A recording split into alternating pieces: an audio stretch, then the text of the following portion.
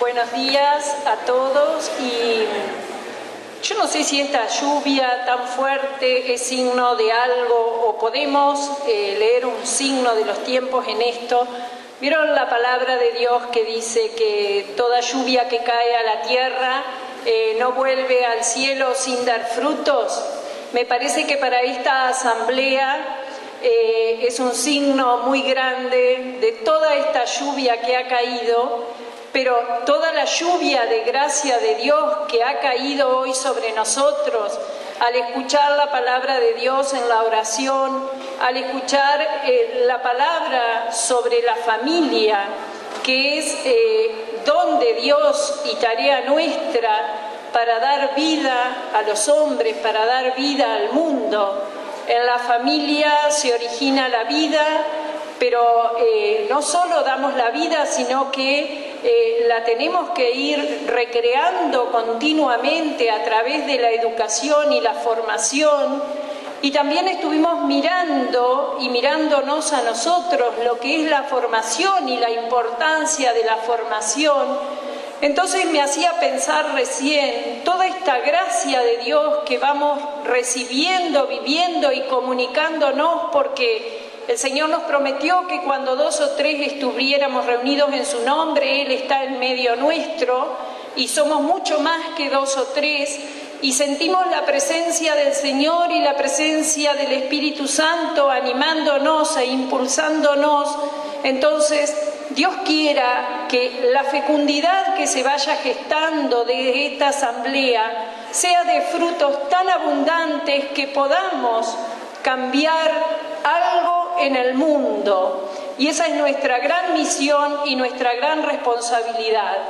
Y estamos llegando al tercer y último objetivo, que es el de promover la dignidad de la vida frente a una cultura de la muerte que pareciera que nos acecha, que nos abruma.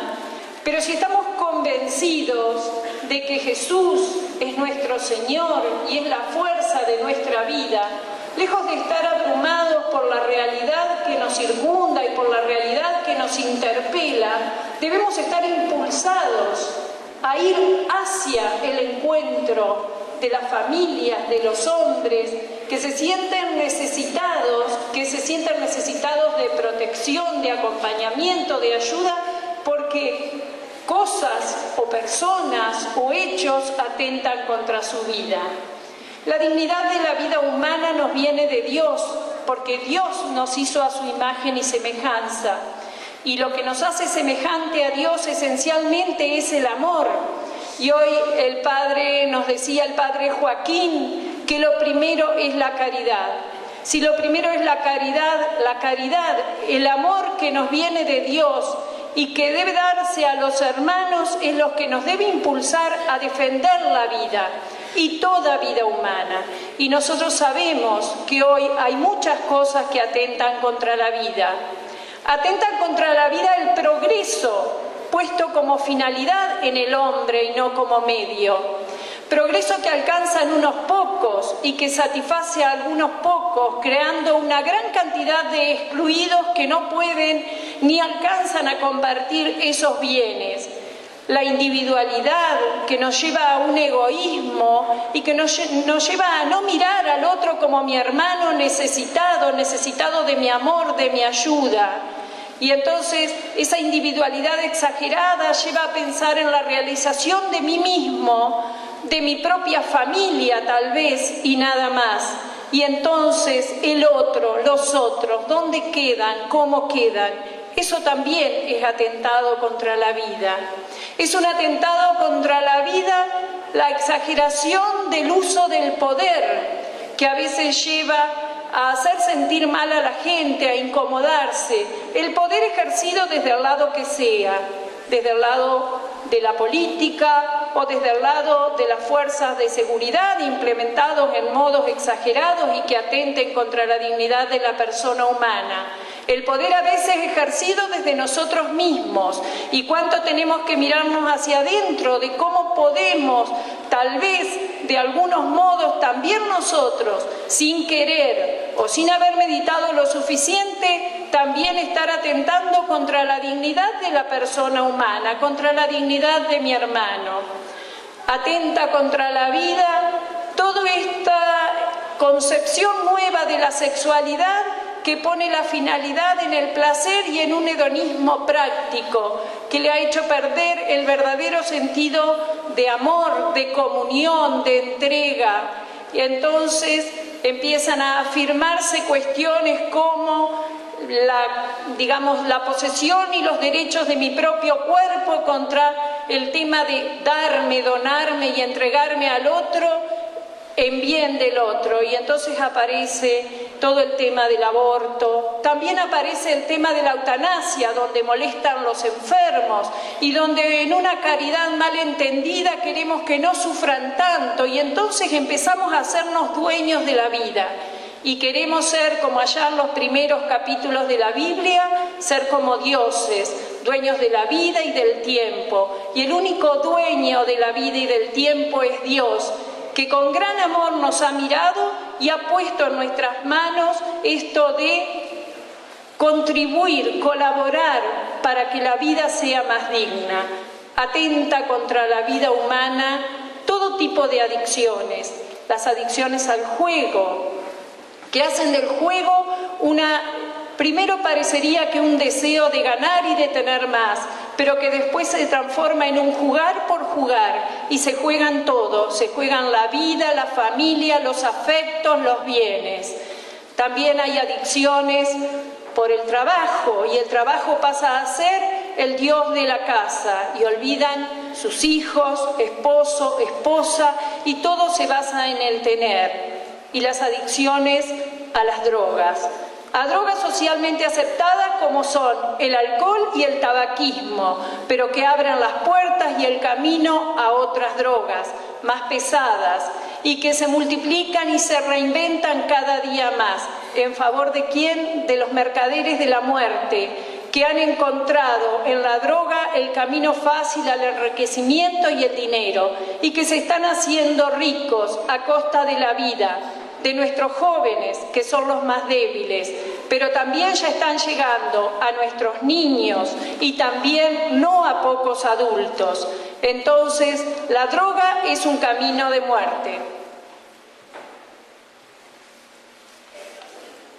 Bueno, pensaba recién mientras miraba acá tantos rostros de amigos, ¿no? Qué lindo es ser bautizado, ¿no? Qué bueno que seamos iglesia, ¿no? Porque de ahí nos viene la vida.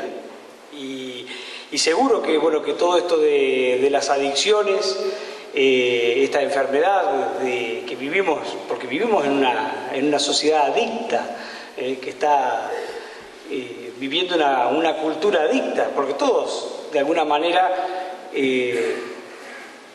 también fallamos en esos aspectos. Todos somos adictos a alguna cosa, en alguna pequeña proporción, ¿no? Y la adicción, en definitiva, por lo que vamos viendo y aprendiendo del contacto con nuestros hermanos que están más profundamente enfermos de estas adicciones, en definitiva es el síntoma de pobrezas muchísimo más profundas. Es el poquitito que vemos de un montón de otras pobrezas que todos las tenemos en mayor o menor medida. Pero lo bueno de todo esto que al ser bautizados, al tener toda esta vida, al ser iglesia, podemos abordar este problema de la sociedad de una forma mucho más conjunta, en comunidad, y dar una verdadera respuesta, porque no es para que responda uno solo a este problema. Tenemos que responder juntos a esta gran dolencia que tiene nuestra sociedad. Y a veces reaccionamos ya cuando hay alguno en la familia o alguno muy cercano, pero el problema está creciendo cada vez más, porque estamos viviendo en una era de profundas transformaciones, y entonces se nos presenta la vida como un laberinto que nos ofrece muchas opciones, y en cada una de esas decisiones que tenemos que tomar, en cada una de esas bifurcaciones, tenemos que optar, tenemos que ir tomando decisiones. Y ahí es donde a veces nos confundimos y tomamos para el lado de las pobrezas en vez de tomar para el lado de la vida. Y para salir de un laberinto siempre hay una sola salida verdadera. Y la salida verdadera es la salida de la vida, la salida de la dignidad, del bien, de la verdad, de la belleza, de la dignidad en toda su dimensión, del amor vivido en plenitud. Y nosotros tenemos eso, nosotros tenemos la salida. Esa salida verdadera es Jesús. Y Jesús, que es el camino, la verdad y la vida, es el que nos tiene que orientar y sacar de este problema. Y eso es lo que tenemos nosotros para dar. Nosotros tenemos eso para dar. Tenemos esa respuesta para las adicciones. Por eso cualquiera de nosotros puede empezar a participar y a trabajar en esto. Porque a veces se escucha, qué problema, cómo crece, toda la parte negativa. Pero todos tenemos para dar en esto. Porque lo tenemos a Jesús, que es un Jesús vivo, que está con nosotros y que lo podemos llevar en cualquier momento, todos los instantes de nuestra vida y en los lugares donde estamos caminando. Y bueno, y eso es lo que tenemos que ir desarrollando, ¿no? Yo pensaba a veces, claro, en una parroquia, en una comunidad, cuando aparece alguno de estos problemas, y bueno, ¿cuál es la primera respuesta que tenemos que dar? La primera necesidad que hay es la de escucha. Cualquiera de nosotros puede escuchar con un corazón abierto. Cualquiera de nosotros puede escuchar con un corazón lleno de amor, lleno de fuego. Pero para eso tenemos que encontrarnos primero con Jesús. Eso es lo que necesitamos, encontrarnos con Jesús para poder llevarlo.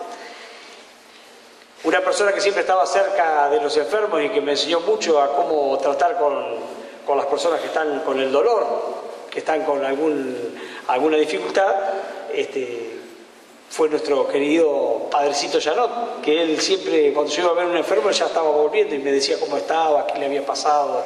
Ya me daba todo el informe de la mañana, porque él muy temprano o muy tarde en la noche ya lo había ido a ver.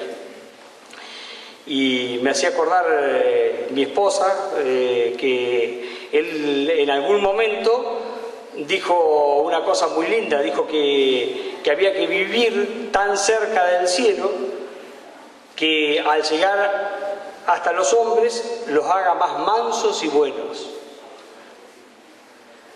Yo decía con esto que me compartía mi esposa, si nosotros pudiéramos llegar a los adictos de esta manera, ¿no? Y pensaba en el último amigo, en la última personita que estuvimos tratando de acompañar y de ayudar porque manifestó que quería curarse. Y porque bueno, había tratado de matar a su esposa agarrándola del cuello y después había tratado de tirarse al río. Y es un chico de nuestra gente, ¿no? Que cuando yo hablaba con él, para nada uno pensaba que era un adicto, estaba lo más bien y hablaba bárbaro. Entonces me dice, con esto me doy cuenta que toqué fondo, que no va más, que quiero ayuda, ¿no? Y se podía hablar perfectamente con él y acompañarlo y escucharlo, ¿no? Pero para eso tenemos que estar tan cerca del cielo, como decía el Padre Janot, que los podamos hacer más mansos y buenos cuando tomemos contacto con ellos. Tenemos que encontrarnos con Jesús para poder llevarlo. Y en lo práctico, bueno, tenemos que tratar de 2 o 3 personas en cada comunidad, estar cerca del sacerdote para cuando aparezca alguna de estas necesidades y poder dar respuesta y mantener vivo esta atención que los obispos han mirado como una prioridad pastoral. Entonces, estar cerca y poder mantener esa continuidad y ayudar al sacerdote, porque no podemos dejar al párroco o a un par de personas que se ocupen de todo eso que hay que hacer, porque a veces hay que estar escuchando una hora y bueno, y no hay tiempo para escuchar a tantos, pero si somos más los que tenemos un oído atento. Hay una falla profunda en la comunicación. Vieron que con esto de la informática nos comunicamos muy rápidamente. En todas las comunidades nos pasamos un mail, la cosa, entonces nos informamos rápidamente. Y en casa lo mismo, y con nuestros amigos lo mismo. Entonces la comunicación ha crecido muchísimo en rapidez y en extensión, pero tiene un déficit enorme en profundidad. Hay quienes hablan de profundidad, de niveles de profundidad, y dicen que el 80% de nuestra comunicación es el de la información, Y para llegar a la trascendencia sería como el séptimo nivel. Y los adictos se ven muy afectados por el cuarto y el quinto, que serían los niveles de donde uno expresa cómo se siente, cómo está viviendo, y el quinto nivel que uno dice lo que necesita. Si pensamos cuándo fue la última vez que hablamos con nuestra esposa o con nuestros hijos de cómo se estaba sintiendo y qué necesitaba de mí, ya nos vamos a dar cuenta de cómo andamos en la profundidad de la comunicación. Espero que mi esposa ya para este momento se haya ido, así no me reclama. Bueno, lo mismo pasa en las distintas cuestiones pastorales, ¿no? Fíjense que por eso vi un cartel que decía grande de comunicarnos, ¿no? Pero comunicarnos y en profundidad, porque si no, no vamos a poder abordar y dar una respuesta concreta a esto. Sería bueno que los que se sientan movidos por estas cuestiones estén cerca del párroco y haya un núcleo de 2 o 3 personas que mantengan la continuidad de esto y ayuden a las demás pastorales, porque esto toca todo, la familia, la cuestión de Cáritas, la pastoral penitenciaria, todas las pastorales. Entonces es bueno que estemos atentos a esto y que vayamos aprendiendo unos de otros y nos vayamos dando ánimo y veamos esto como una enorme oportunidad de llevar a ese Cristo vivo en el que creemos y que queremos dar a toda la humanidad. El padre Jorge nos decía que en la pastoral de la Iglesia teníamos que funcionar como una sinfonía, ¿no? Y no ir ensayando y tocando todos en distinto tiempo y sin saber qué hace el otro. Entonces, la pastoral de adicciones y trabajar en la atención al toxicómano, que el adicto o el drogadicto, como lo quieramos llamar, es un enfermo, y es un enfermo de amor esencialmente, porque lo que lleva a las personas a drogarse justamente es un vacío existencial, es no encontrarle sentido a la vida. Y en cada distintos grupos de la sociedad o grupos de personas, tal vez encontraremos distintas causas, pero todo se resume en esto, en no saber qué hacer con la vida. Entonces voy buscando sucedáneos, alternativas que me ayuden a vivir y a tener por qué vivir. Algunos con una mirada muy corta de la vida y otros quizás con una mirada más larga y más profunda.